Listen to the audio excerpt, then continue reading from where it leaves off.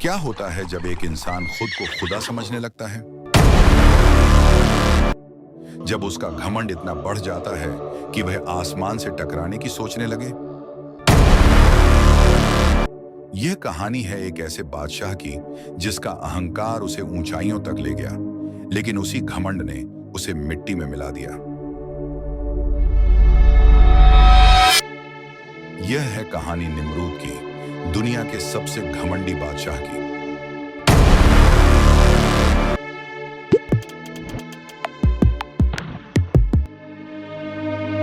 कहा जाता है कि निमरूद हजरत नूह की नस्ल से था, एक ताकतवर राजा, बाबिल का शासक, जो आज के इराक के इलाके में था।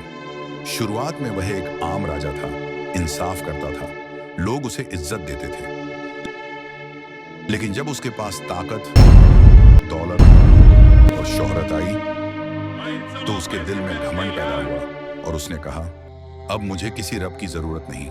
और वहीं से शुरू हुआ इंसानी अहंकार का सबसे बड़ा सफर। समय के साथ नमरूद की ताकत में इजाफा हुआ।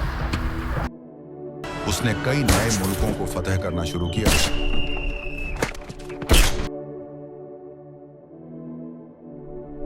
हर दिन उसकी हुकूमत बढ़ती गई। उसने मगरिब, मशरिक, शुमाल और जनूब सब मुल्कों को फतह किया। उसकी बादशाहत पूरी दुनिया पर छा गई। जैसे जैसे नमरूद की सल्तनत बढ़ती गई, उसकी हवस और घमंड भी बढ़ने लगा। उसने लोगों को अपना गुलाम बनाना शुरू किया। जब सारे लोग उसकी हुक्म मानने लगे, तो उसने सोचा कि क्यों ना मैं अपनी इस बादशाहत को हमेशा के लिए अमर बना दूं। फिर जो कदम नमरूद ने उठाया, वो न किसी ने पहले सोचा था, न उसके बाद किसी ने किया। नमरूद ने एक बड़ी दावत रखी। उसने हर किसी को मुफ्त में खाना दिया और लोगों को हर किस्म का स्वादिष्ट भोजन खिलाया, जिससे लोग उसका दीवाना हो गए। वह खुद सोने के तख्त पर बैठा लोगों को देख रहा था।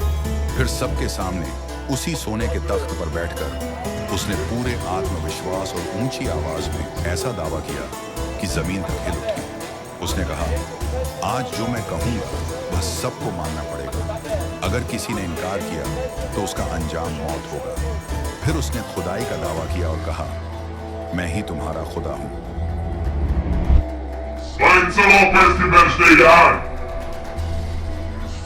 ये सुनकर सब लोग अचानक चुप हो गए।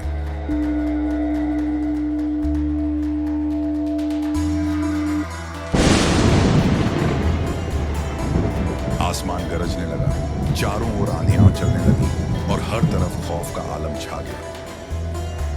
आज पहली बार किसी इंसान ने अल्लाह की खुदाई का इनकार किया और खुद को खुदा कहा। सब लोग नमरूद की इस हरकत को एक पागलपन समझ रहे थे। फिर नमरूद ने सोचा कि जैसे लोग खुदा की इबादत करते हैं, वैसे ही मैं भी चाहता हूं कि लोग मेरी इबादत करें। इसलिए उसने अपने लिए एक मंदिर बनवाया, जहां उसके मानने वाले उसकी पूजा कर सकें। मंदिर के बीचों बीच उसने अपनी ही मूर्ति रखी, जिसे लोग सजदा करते और पूजते थे।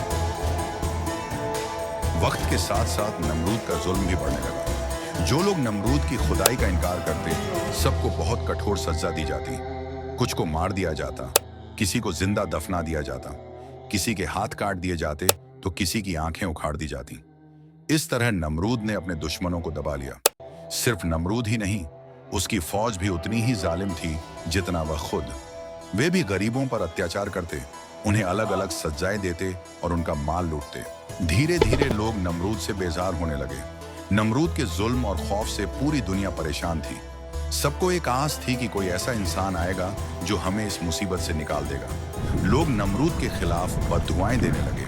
आखिरकार ऊपर वाले ने इन मासूमों की दुआ कबूल कर ली। रात का समय था, आसमान गरज रहा था, तेज बारिश हो रही थी। अचानक किसी घर से एक छोटे से बच्चे की रोने की आवाज आई। एक माँ अपने गोद में एक नन्हे से बच्चे को उठा रही थी। वह मुस्कुरा रही थी और आसमान की तरफ देख रही थी। ऐसा लग रहा था जैसे उसे भी एहसास था कि यह बच्चा दुनिया में अमन लेकर आएगा और इस जालिम नमरूद का हमेशा के लिए खात्मा करेगा। वक्त के साथ हजरत इब्राहिम बड़ा होता गया। वह अच्छा काम करता, दोस्तों को इस्लामी तालीम देता। उसको बचपन से ही बुतों पर यकीन नहीं था। उसने बचपन में ही घर के सारे बुतों को तोड़ दिया था। जिस पर उसके वालिद ने उसे बहुत डांटा था।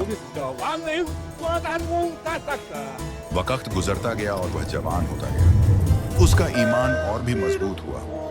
उसने अपने दोस्तों को भी इस्लाम की तालीम दी। उसने सारे आम बुतों को तोड़ना शुरू किया और वह बाजार में नमरूद के खिलाफ बोलता था। जब नमरूद की फौज को यह खबर मिली कि शहर में एक शख्स नमरूद की खुदाई का इनकार कर रहा है और नया खुदा बताता है, तो उन्होंने हजरत इब्राहिम को नमरूद की दरबार में पेश किया। नमरूद ने उससे पूछा, तुम्हारा खुदा क्या कर सकता है? हजरत इब्राहिम ने कहा, मेरा खुदा जिंदगी और मौत देता है। नमरूद ने कहा, तो लेकर आओ 2 बंदों को। उसने एक बंदे को मार डाला और दूसरे को जिंदा छोड़ दिया और कहा, देखो मैं भी ऐसा कर सकता हूँ, एक को मौत दे दूं, दूसरे को छोड़ दूं। नमरूद ने अपनी तौहीन का बदला लेने के लिए हजरत इब्राहिम को आग में जलाने का हुक्म दिया और कहा कि उसे दुनिया की सबसे बड़ी आग में डाल दिया जाए और कहा कि ऐसी आग तैयार करो कि किसी ने पहले न देखी हो। आग इतनी तेज हो कि एक शख्स को जला दे। उसकी फौज ने 3 महीने से भी ज्यादा समय लेकर एक बहुत शक्तिशाली आग सजाई। फिर नमरूद ने हुक्म दिया कि हजरत इब्राहिम को उस आग में फेंक दिया जाए ताकि देखा जा सके कि उसका खुदा कैसे बचाएगा। सब लोगों को एक मैदान में इकट्ठा किया गया ताकि वे हजरत इब्राहिम की मौत का तमाशा देख सकें। सब लोग जमा हुए तो हजरत इब्राहिम को आग में फेंकने का आदेश आया। आग की शिद्दत इतनी अधिक थी कि उसके पास जाना नामुमकिन था। नमरूदियों ने हजरत इब्राहिम को आग में डाला, लेकिन अल्लाह की मदद से वह आग हजरत इब्राहिम के लिए ठंडी हो गई। जब नमरूद को यह बात पता चली तो उसने फैसला किया कि वह उस अल्लाह को खत्म कर देगा जो इब्राहिम को बचाता है। उसने अपने वजीर से पूछा, अल्लाह मुझे कहाँ मिलेगा? वजीर ने जवाब दिया कि इब्राहिम जब भी नमाज पढ़ता और दुआ के लिए हाथ उठाता है तो वह आसमान की ओर देखता है। शायद वही आसमान में ही रहता है। नमरूद ने हुक्म दिया कि एक बहुत ऊंचा मीनार, टावर बनवाया जाए। जब मीनार बनकर तैयार हुई तो नमरूद ने तीर छोड़ा ताकि वह आसमान में जाकर उस खुदा को मार सके।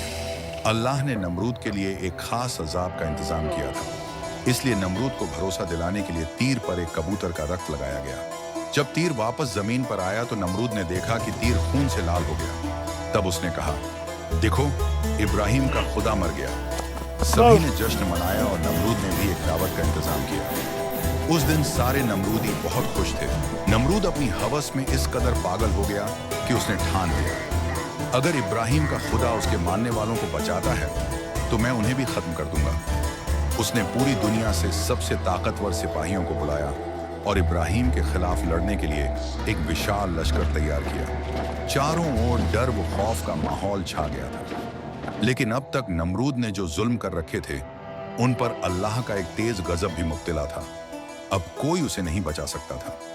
जब नमरूद की फौज और हजरत इब्राहिम की फौज आमने सामने आ खड़ी हुई तो नमरूदी उन पर तंज उड़ाने लगे कि इतने कम लोग लेकर हमें लड़ने के लिए बुलाया गया है। नमरूदी लश्कर घमंडी था तो अल्लाह ने भी उनके लिए एक जानवर भेजा ताकि उनका घमंड मिटाया जा सके। जैसे ही जंग शुरू हुई, आसमान से एक बहुत बड़ी मक्खी का झुंड उन नमरूदियों पर टूट पड़ा। देखते ही देखते लाखों लाशें जमीन पर बिखर गईं। नमरूद अपनी जान बचाकर भागा और महल में पहुंच गया। वहां एक घायल मक्खी उसके नाक में जा फंसी। वह हर दिन उस मक्खी की चुभन से परेशान रहता। उसे बहुत दर्द होता और वह चीखता चिल्लाता अपना सिर दीवार से पटकता था। आखिरकार उस मक्खी ने नमरूद को धीरे धीरे दर्दनाक मौत दे दी।